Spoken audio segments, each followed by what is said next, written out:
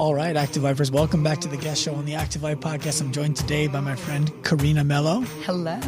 And you're going to hear Karina's story of resiliency, grit, creativity in building her fitness studio, K-Fit, which I got to know her before it was in existence as a real business, and I've gotten to watch her go through all of the trials, all of the tribulations, all of the challenges that the world throws at you before it drops a pandemic on your lap. And I'm happy to report that this whole thing has a happy beginning, middle, and end. She's still killing it, and she's going to talk you through the steps that she took to go from being veterinary assistant to at-home personal trainer to physical location, brick and mortar group fitness gym owner, and it's a good story. So no further ado, let's get to Karina. At Active Life, we believe that the healthcare clinic of the future is the gym. Everybody starts with the best case scenario in mind. Never sell anything to anybody who is not in the market for what you have. The only reason we work out is to create the opportunity to recover. And the healthcare provider of the future is the coach. And this is why you guys need to get paid well, because what you're doing is really, really hard work. Karina Melo, welcome to the Active Life podcast. Thank you so much for having me. You're welcome. I'm excited to have you. I've been able to watch you progress for the last, 4.5 years? Yes, close to 5. It's been very cool. Thank you. Thank you so much. It's an honor to be here. Well, the reason I wanted to have you on today is because Turn Pro is what we're all about. And part of watching your transition was watching you go from being a trainer who had an illegal, technically, studio at your house, getting reported by the neighbors because, I don't know, their life wasn't as good when everyone was fit in the town.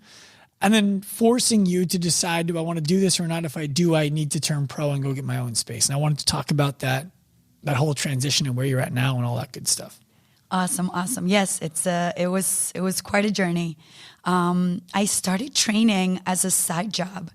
And to make a long story short, like you said, it went from side job to making it a thing at home in my one-car garage, which I turned into a studio, and it was amazing. Outgrowing that space in 11 months because there were so many of us. I had so many clients that the neighbors were unhappy with us. And then making the decision of putting my career in the back burner. I was a veterinary nurse for 14 years and turning this into my full-time job and having my own business, or putting it on the side and continuing to be a vet tech. I forgot you were a vet tech. And the beautiful thing about a podcast is you don't have to make a long story short. So let's go into that story a little bit. Let's do it. You started training clients on the side out of your garage. You put like a wood floor down or a vinyl looking wood floor down in the garage, I believe, yeah? I did. I actually, when I started training, so I started training myself probably 3 years before I became a trainer. Okay. And I love it. What the gym did for me was huge because I was going through a period in my life where I was not in a healthy relationship, sort of in a stagnant place when it came to my career. I had reached the top of what you can make as a veterinary nurse. Had an amazing job working in the city for the ASPCA.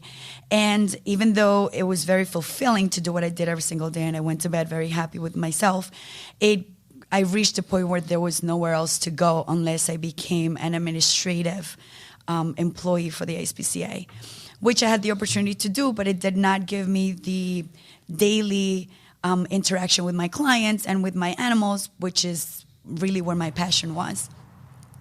So starting with the gym allowed me to grow, and it really gave me an opportunity to feel things that I've never felt before. Like that I was capable of doing a lot more. I felt stronger. I started cutting the things out of my life that were not as fulfilling.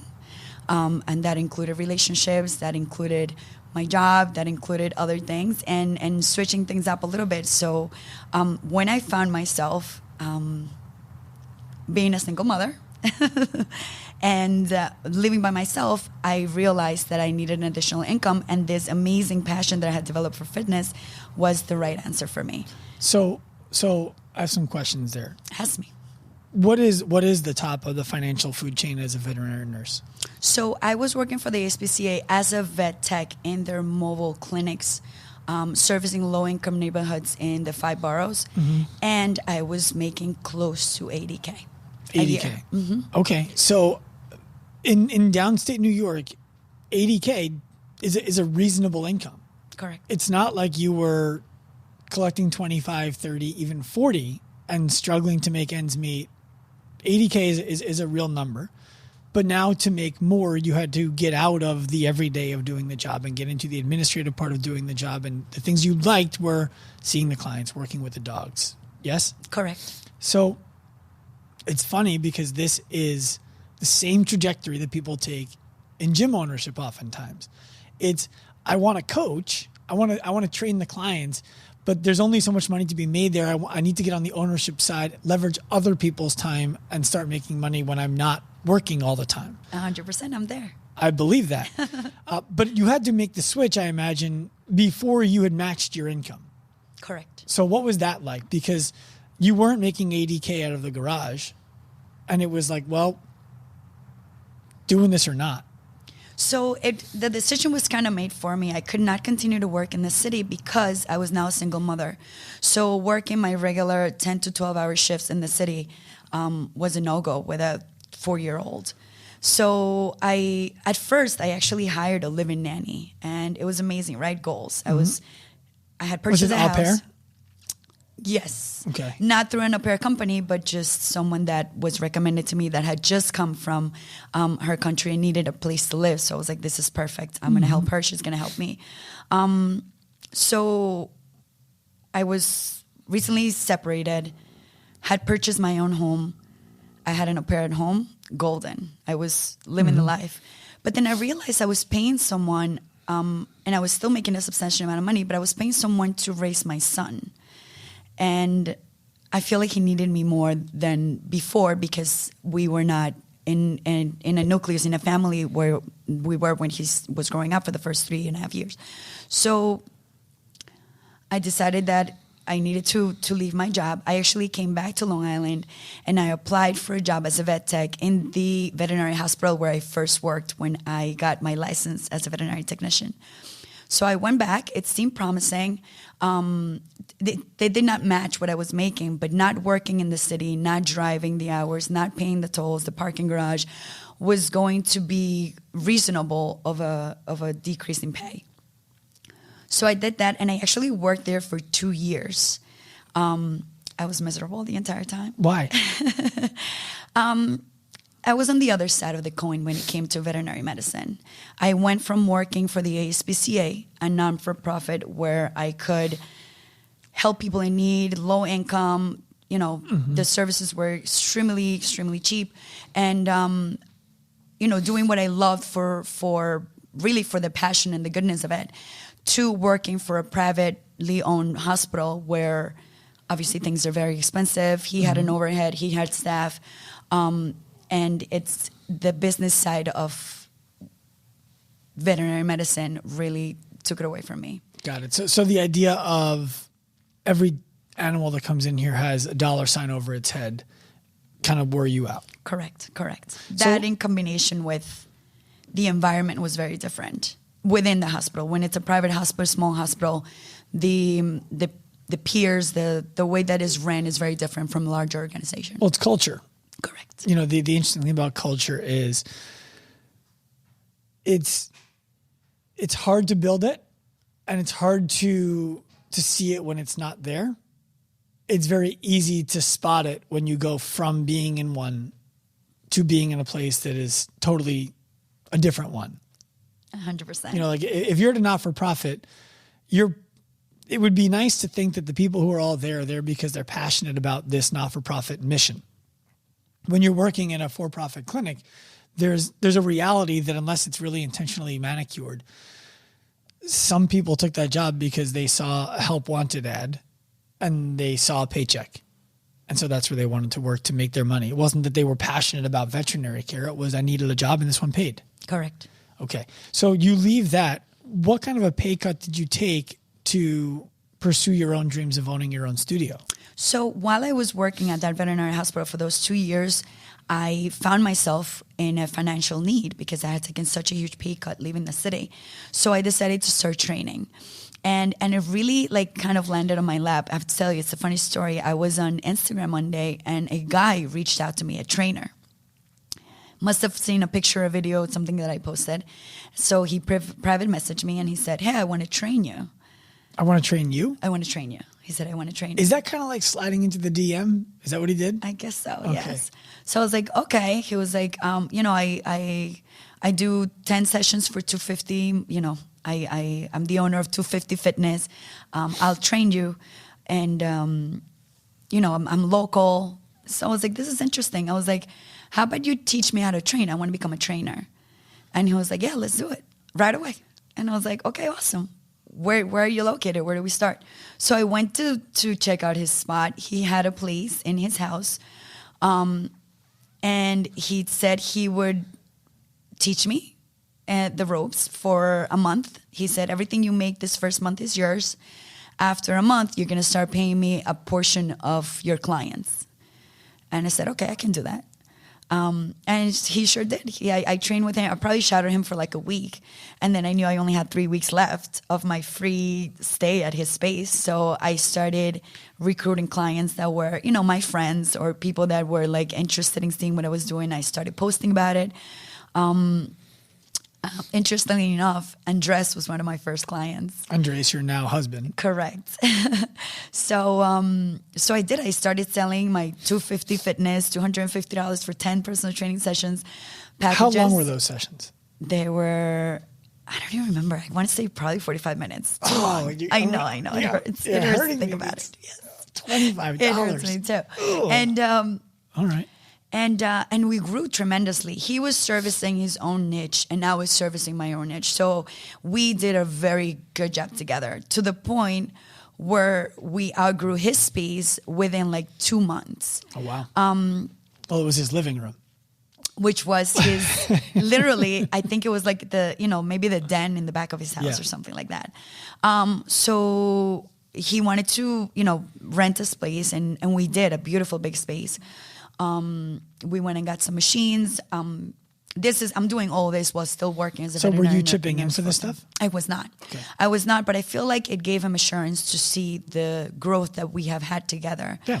And that I was all in for it. Like, if I'm going to invest my time in something, I'm really going to do it. I'm not going to, wishy-wash it 2 times a week and be gone with it. And also there was a need, right? I feel like if you need your job, you take care of it. You're looking for growth. You're ambitious in the good ways. And that's me all over this. So I think he trusted the steps, and we did, and we rented a place, and we did very well for a few months. Unfortunately, he then had to move into this place that we rented. Like live there? Like live there. And was he living with his girlfriend or something? Is that why? Well...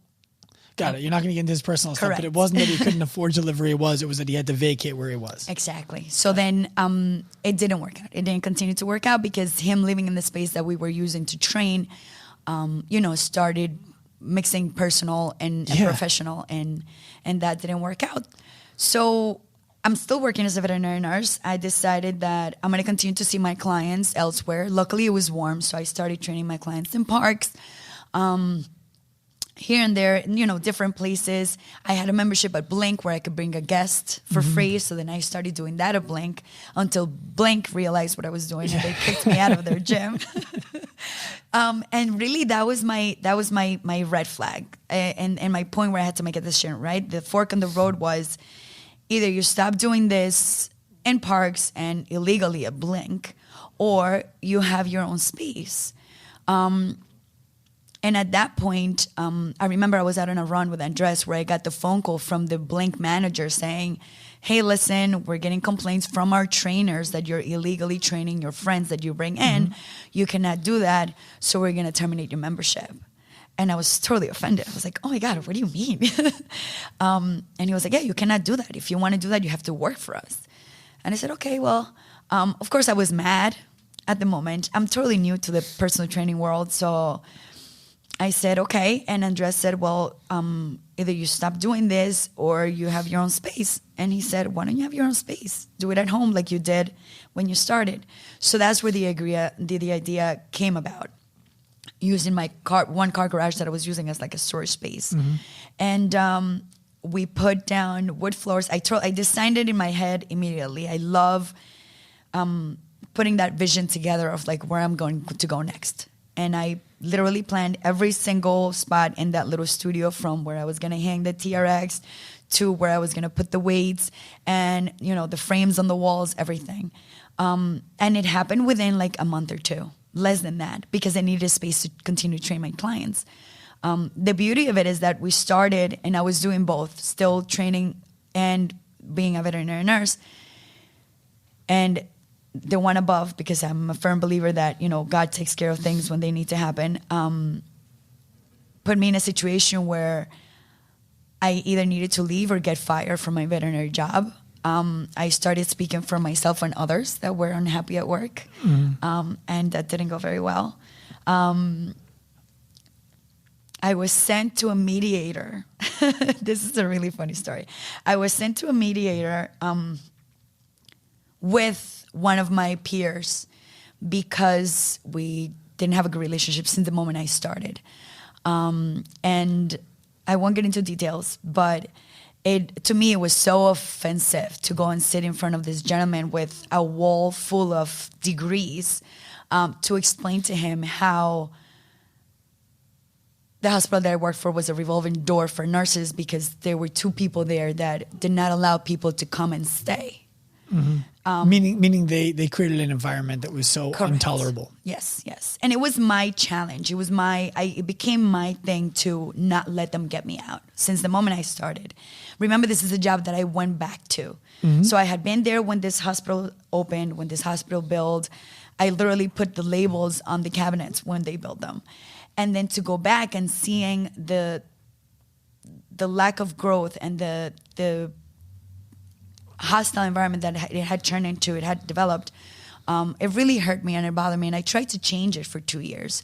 But then I realized that it was not my place. And sitting in front of this gentleman who is now hired to be a mediator, it was like the cherry on top. Well, so hold on. I have questions for you there. First of all, I do believe it was your place.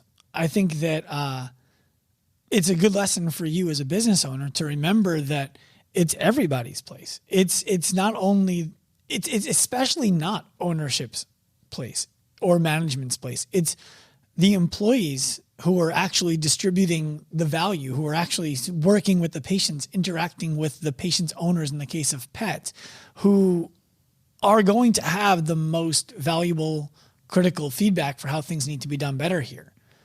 It's incumbent upon ownership to hear that feedback and to evaluate how process can change and culture can shift to afford for that. So I think you were the right person.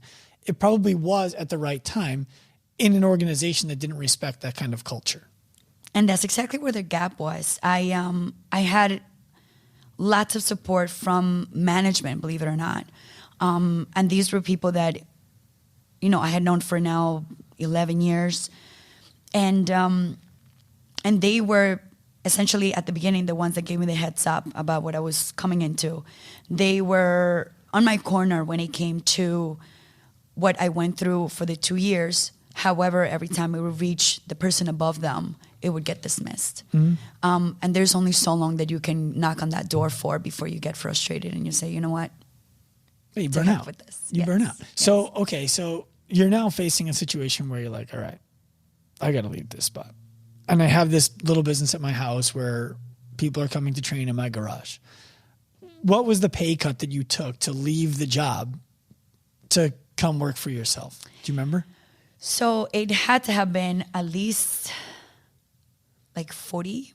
So $40,000 pay cut, $40,000 which I imagine, I mean, given that you told us that it wasn't the $80K you started with, you took more than a 50% pay cut to bet on yourself. Yes. And were you getting health insurance at the hospital? I was. So 40K plus benefits. Correct. When you're a single mom. Correct. It's a lot. Correct. It's a big risk to take on yourself. It was huge. It was huge. But what made you decide that you should take that risk on yourself instead of let me go get a job working as a trainer somewhere that there's a bunch of clients? I didn't make the decision. I was fired after that meeting with the mediator. Oh, they were like, you're too much of a Spitfire. You're out of here. Yes.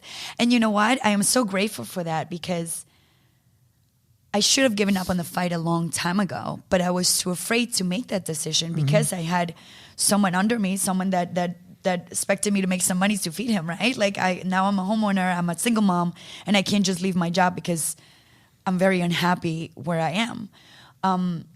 So in my mind, it was not the responsible thing to do. I had to find another job before I left this one. After that mediator meeting, I was so irate that I called. I had a vacation planned probably like 2 days or 3 days later. And I called management back at the hospital and I said, I can't believe I just sat in front of this respected gentleman, this doctor, arguing with someone that doesn't have a degree in veterinary medicine about what her place is at the hospital where I work and what my place is at the hospital where I work. This is beyond me. So I said, please take me off the schedule for the next 2 days. And when I come back from my vacation, we'll talk about what he said with regards to his mediator consult, and we'll speak further. And the day that I came back from vacation, they said, we have to let you go. And it was the best thing that could have happened to me because I was not ballsy enough to make the decision myself. They made it for me, so I was kind of like pushed into the water. Well, and that's what I find happens all the time when people get fired. So I've had to let people go from active life. And ideally, even if they're getting let go because they would only get let go for doing something that violates our values.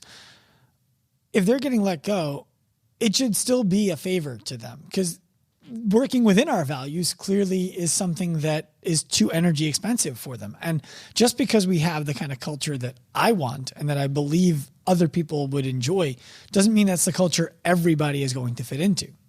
So yeah, it makes sense that it's the best thing that ever happened to you. Exactly. No, it was. So you go and you have this thing in your garage. How did you build it? Because clearly you can't afford to live you have a mortgage. You have a 4-year-old or a 5-year-old this time, 6-year-old? He was already, I think by then he was 5. Yeah. And you have a business that isn't making you enough money to live a life, but is earning enough money to give you signs that maybe it could.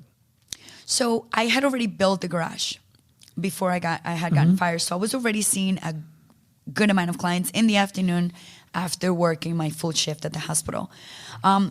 So essentially, because I got fired, I was able to apply for unemployment for, I think it was 3 months. And in my mind, I had 3 months to get my act together and grow my business. And that to me, when you give me a time frame, it's like, it's you're setting a goal. So you have to like break it down into weeks. How many clients do I need per week? How many people do I need to sign up? How many people do I need to retain? And it happened on its own so organically that I opened my availability, right? I didn't advertise, I just got fired from my job. I hope you can come more times so I can make more money. The way that I advertised it was, now I'm open this many days. Take advantage. And my clients sure did.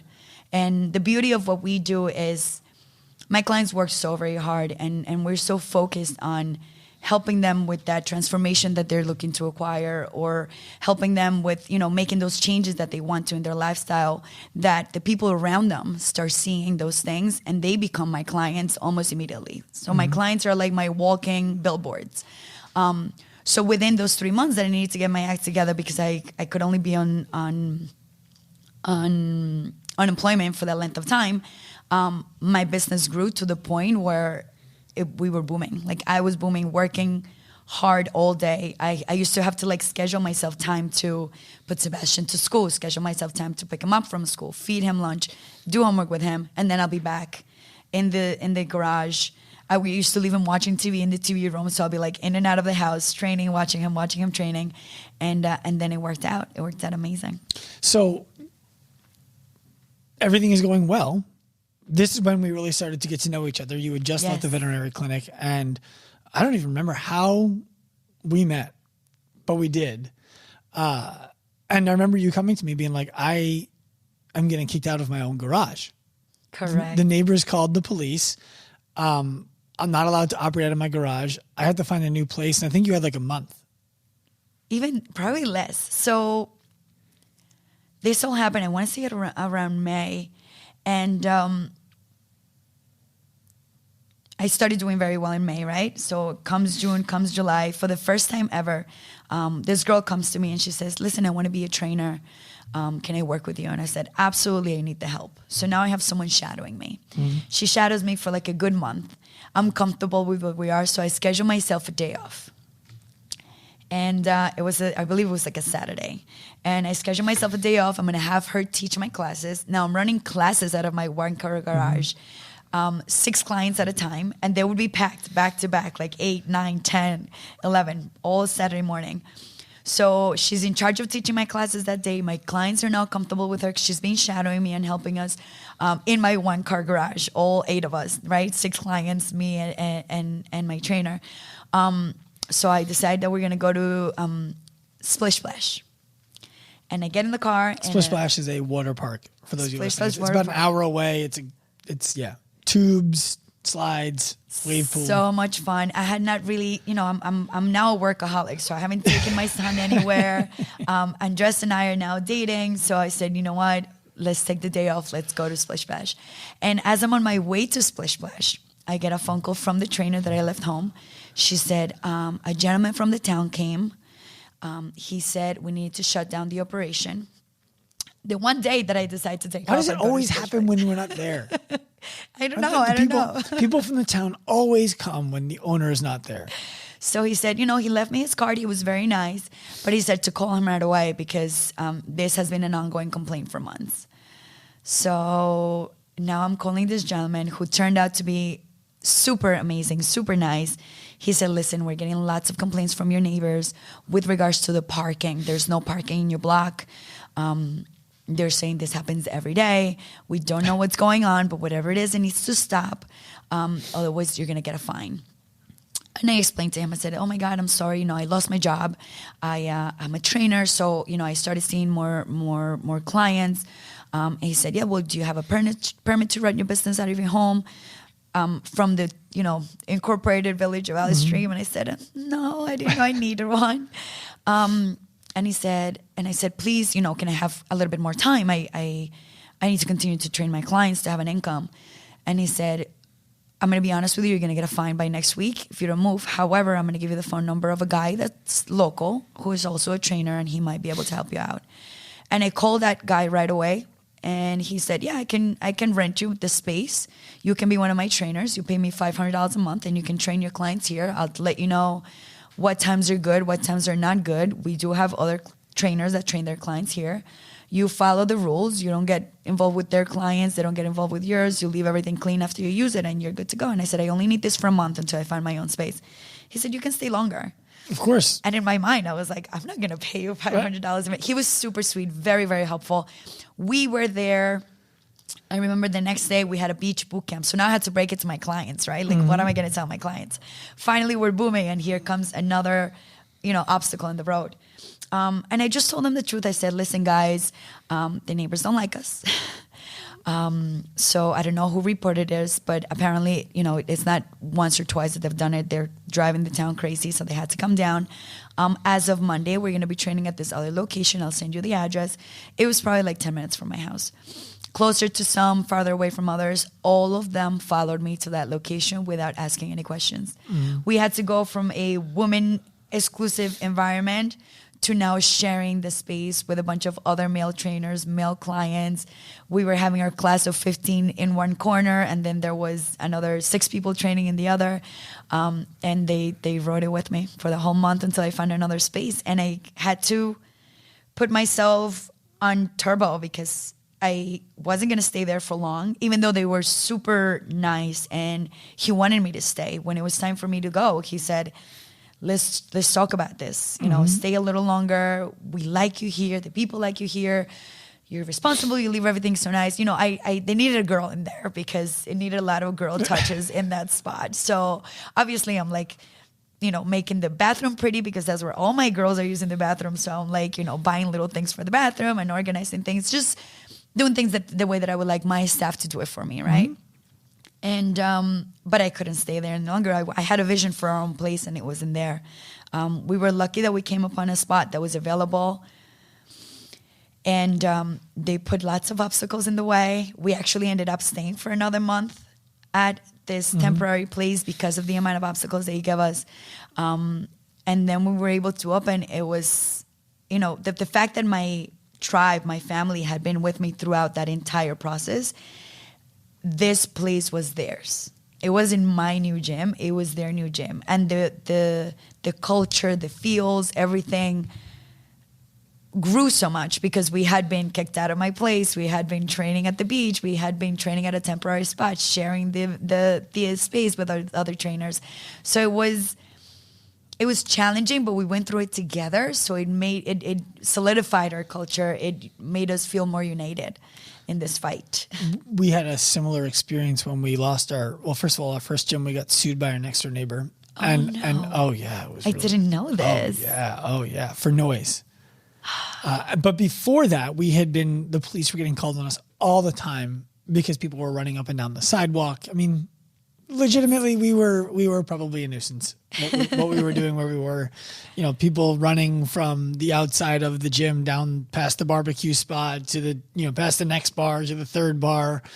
Are you kidding? That's a show. Who doesn't want to sit there sipping on a margarita watching some CrossFitters running up and down the walk? They did. It wasn't them. It was the people who were trying to walk on the sidewalk, who were like, you're running on the sidewalk. It was the people with the barbecue wings. They were just handing them out to our members. They're like, you shouldn't look that fit. You should eat this.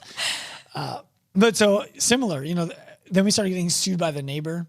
And so all of our members, it was kind of like, I'll never forget, the New York Post took a photo of maybe the kindest woman who was a member of our gym, Barbara Mullaney. She's like the realtor in town. Everybody loves Barbara. Her husband, Pat, was a member. I think I know Barbara. You probably do. Yes. And they just I don't know how many photos they took, but they took the worst photo that they could find of Barbara. She's like bent over, having like an inquisitive, like, what the fuck are you taking photos of kind of look?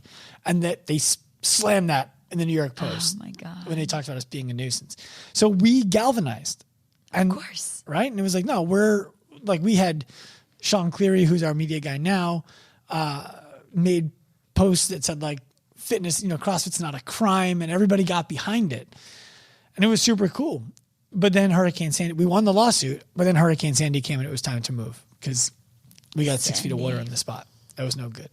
But so I understand what you're describing, where there's that community tightening when there's some adversity.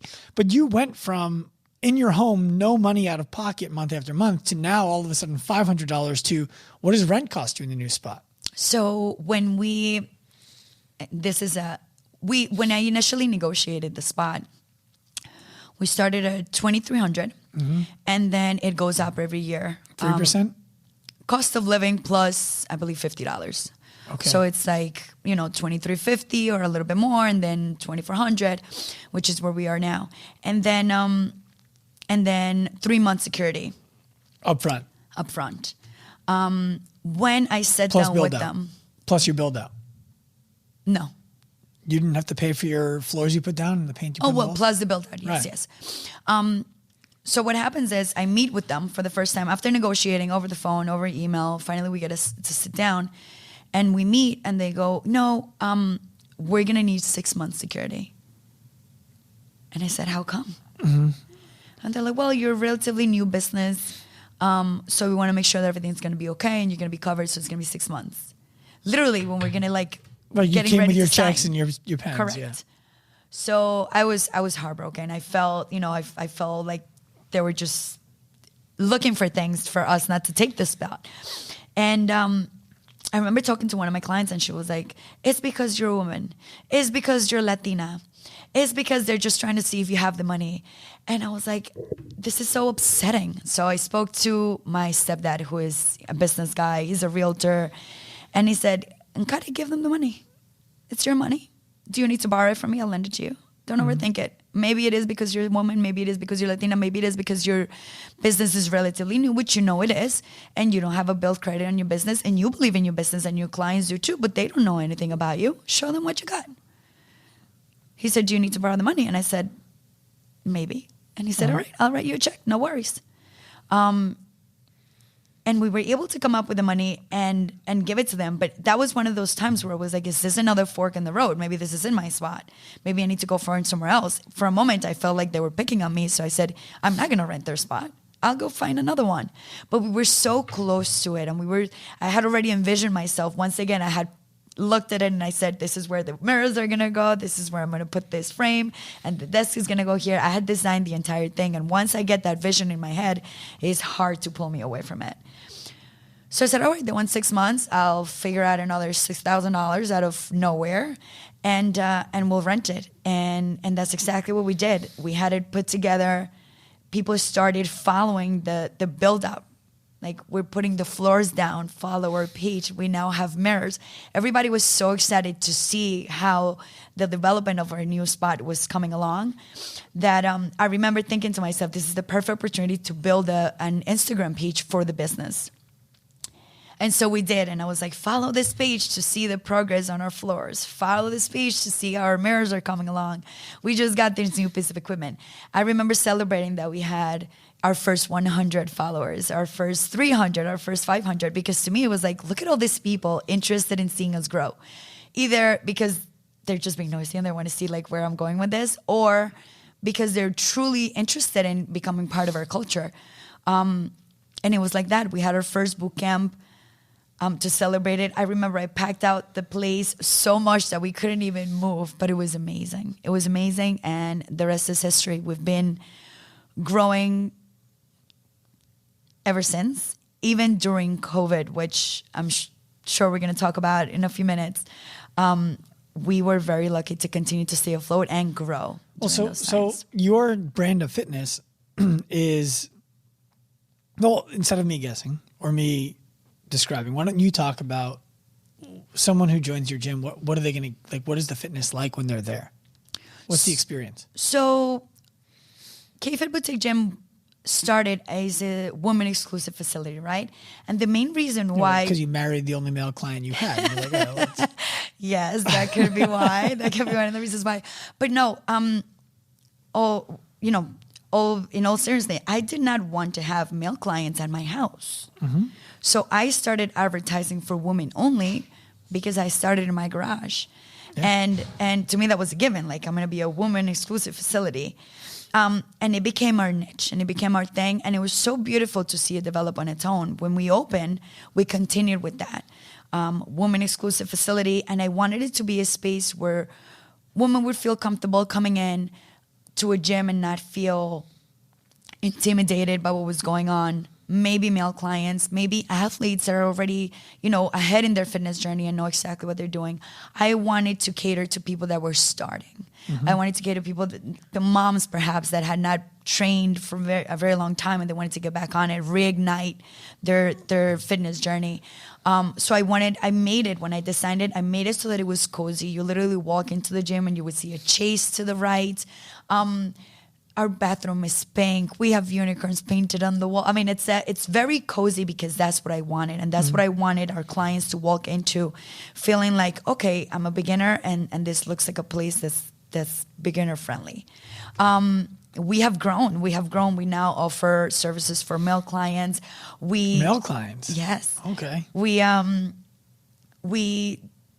continue to have that same vibe of welcoming environment for new clients, but we have also had to grow with our existing clients, right? Because they've been with us for a few years and they are looking for more. My first question to you about that would be, how did the women feel when you told them you were going to start letting men come in?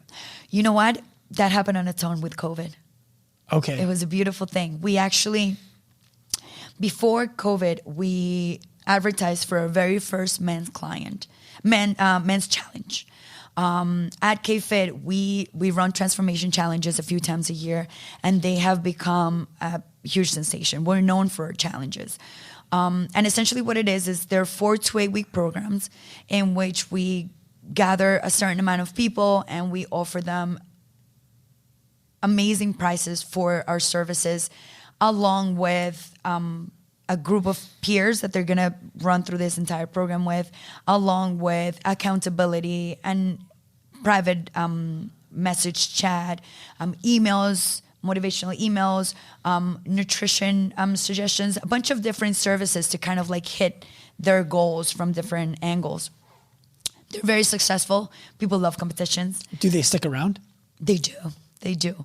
I have to say the turnaround rate is higher than 50%, which is big in our industry. Do you know how many of the people who come in through a challenge are still there, let's say 7-8 months later? I haven't done the math, but I have to say it's probably around the 30 to 40%. I'd be really interested to see that. Absolutely, yes. The reason I'm saying that is that there's a lot of CrossFit gyms, and we work with a lot of CrossFit gyms. They'll run a 6-week, they've in the past run a 6-week challenge, and they'll get 15, 20, 30 new members. 3 months later, they're down to half of them. And 3 months after that, they're down to a third of those. So they're really left with 10%. And the challenge ended up not being worth it. So I would love to hear what you're doing offline. We'll talk about it and maybe bring it as something that gyms who are running challenges can do to keep clients better. Absolutely. But so your gym is like, you're not a dance fitness studio, and you're not CrossFit, and you're not F45. What is it? I want to understand. We are a little bit of everything. We've programmed and changed our programs. We call our group classes boot camps, okay. Which is an intimidating, badass term, right? But that's what we decided to call it, because calling them just group classes is kind of like, well, the interesting, it's an approachable badass term because there's so many boot camps. Right. So how do you differentiate? How does somebody who's a beginner know that they can come to you? And then do you have concerns that beginners are going to leave when they're no longer beginners? So when people enroll, we try to make that connection of letting them know, listen, it's going to be hard at the beginning. Your first 2 weeks, you're going to hate us. You're going to be sore AF, expect it, be prepared for it. Stick around for the third week. This is going to become an addiction. I tell that to all my clients because our culture is so strong that by the third week, they're in. Most of our clients are in. Of course, there's going to be people that come to one class. This was too hard for me. I'll never come back. Mm-hmm. But we try to cater to those people that are on the new side of town. And I think my clients themselves are so supportive of each other and so empowering that they help those new clients come along as well. Mm-hmm. So if I have a new client at 6 a.m., for example, I make it a point to tell my regulars at 6 a.m., this is blah, blah, blah's new class. She just made it through class. At the end of class, we all, celebrate that so that she knows that it was a big deal, that our classes are not easy. Mm-hmm. We'll modify 100% if you need the modifications because you're new, because you have a physical restriction, whatever it is. But the reason why we have such jaw-dropping transformations is because we push them hard. We wouldn't otherwise. So people like that. People like to know that, this is going to be challenging. She said to stick around for 3 weeks. I'm going to do my best.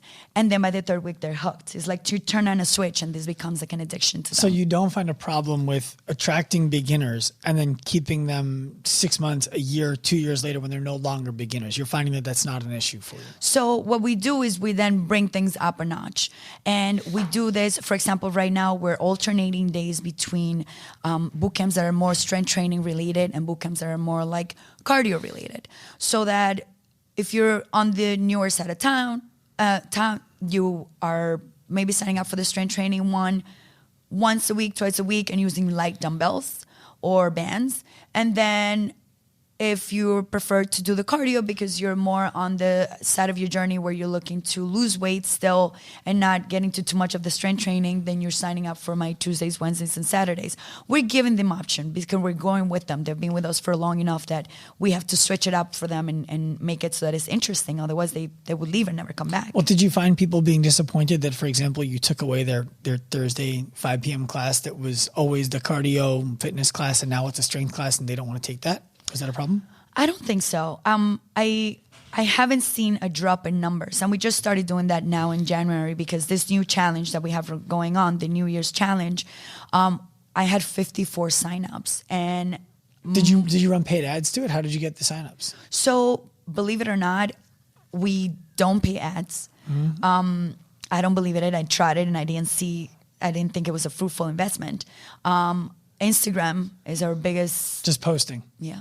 So what did the challenge cost? The challenges differ depending on what this one, you brought 54 people in. The challenge was $650. So that's a $30,000 turnaround. And then if they did it virtually, it was $450. It's great. How many of them are virtual? I'm going to say out of the 54, how many of them are virtual? Probably like 20? 25. Yeah. So 25. Do you have ongoing services for virtual clients? We do. They're always getting, they have virtual classes every single day, and they get one personal training session indoors a week. They can book it virtually as well, So but they're- we encourage them to come in. So they're virtual local.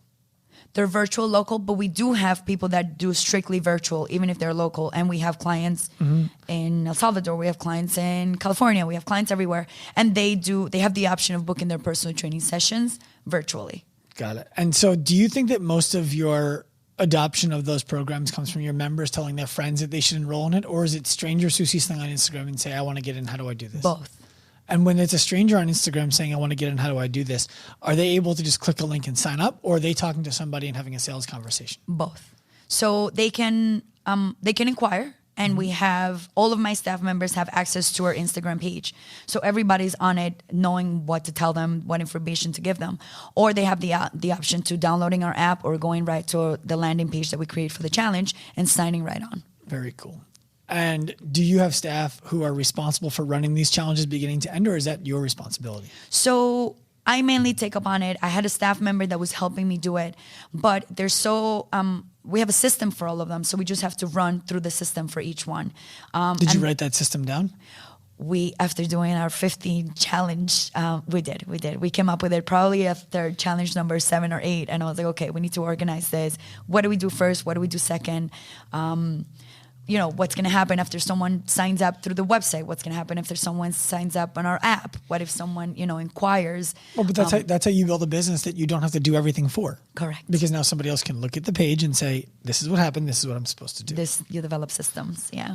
Awesome. So how did you keep so many of your members through COVID? Because I know that you didn't have a major catastrophic, what am I going to do with my business during COVID? We didn't. So let me finish telling you about the men's challenge. We didn't finish talking about that. We got carried on with the challenge talk. I decided that we're going to run our first men's challenge. We sign up 5 gentlemen for our very first challenge that's going to take place in the spring. And then COVID happens. So now I have 5 guys that paid to be in this challenge, and we're not able to offer them services. So what happens is COVID takes place. We closed on a Friday. I remember it was March 13th. My son's school closed, and that made me super nervous because I said, listen, if the schools are closing, this is a big deal. We were not mandated to close yet, but I said, you know what, guys, let's err on the side of caution. We're going to close down the gym, whatever it is, a week or 2, let's give it some time. It's not worth, risking ourselves. If the local school is closed, it's for a reason. Right. Let's cut it short. That was Friday. The very next day, we decided to do what everybody was doing, which is an Instagram live training, right? Mm-hmm. Everybody started to do them. We started to do them too. So we were training for free on Instagram. We froze all of our clients' accounts. Whatever you had paid for the month, if you were not finished with your paid month, you were going to get it when we reopened in 2 weeks. Yeah, 2 weeks. And in 2 weeks. Just give us 2 weeks to flatten the curve. And then, the challenge was going to get postponed 2 weeks when we reopened. And a few months later, we realized, well, this isn't going to happen. We need to start doing something. We trained for free for 2 months. So were you paying your rent?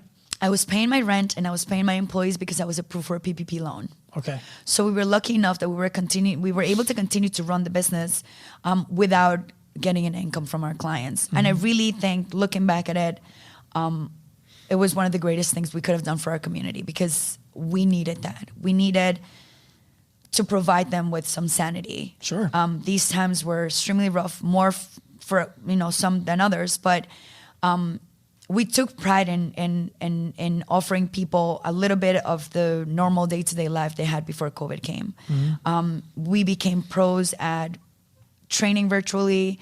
We went from Instagram Live to learning how to do it on Zoom, to hiring a third party that would then linked with our booking system and send them the links when we started charging for services. So it happened slowly for us, but rather quickly if you look at it in retrospect to many other gyms. Sure.